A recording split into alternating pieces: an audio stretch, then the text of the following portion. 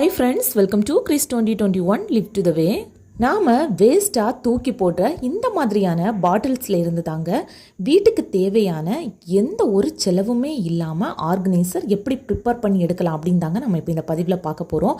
இதில் 4 டிப் நான் உங்ககிட்ட ஷேர் பண்ணிக்க போகிறேன்.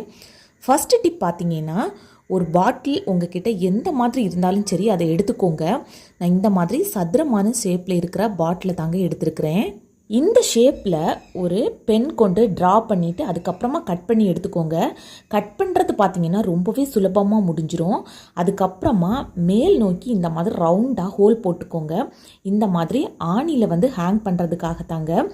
இதை நாம் ஒரே இடத்துல இந்த மாதிரி வைக்கும்போது நாம் இந்த பெண்ணெல்லாம் பார்த்திங்கன்னா அங்கங்கே வச்சுருந்தோம் அப்படின்னா தேடி அலைஞ்சிக்கிட்டே இருப்போம். பட் இந்த மாதிரி நாம் போட்டு வச்சுக்கும்போது கரெக்டாக அந்த இடத்துல அப்படியே இருக்கும். இதுக்கு எந்த ஒரு செலவுமே கிடையாது. செகண்ட் டிப் பார்த்தீங்கன்னா, அதே மாதிரி தாங்க, அதே ஷேப்பில் தான் நாம் கட் பண்ணி எடுக்கணும்.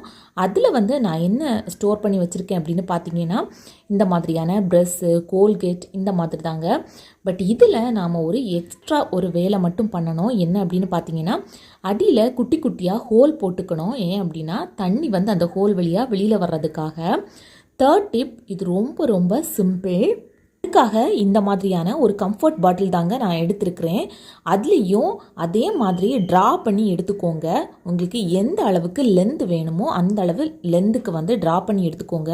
ஃபஸ்ட்டு நான் பார்த்தீங்கன்னா கொஞ்சம் உயரமாக ட்ரா பண்ணிவிட்டேன். அதுக்கப்புறமா இந்த மாதிரி குட்டையாக போதும் அப்படிங்கிறதுக்காக கட்டையாக ட்ரா பண்ணி அதை கட் பண்ணி எடுத்துக்கிட்டேன்.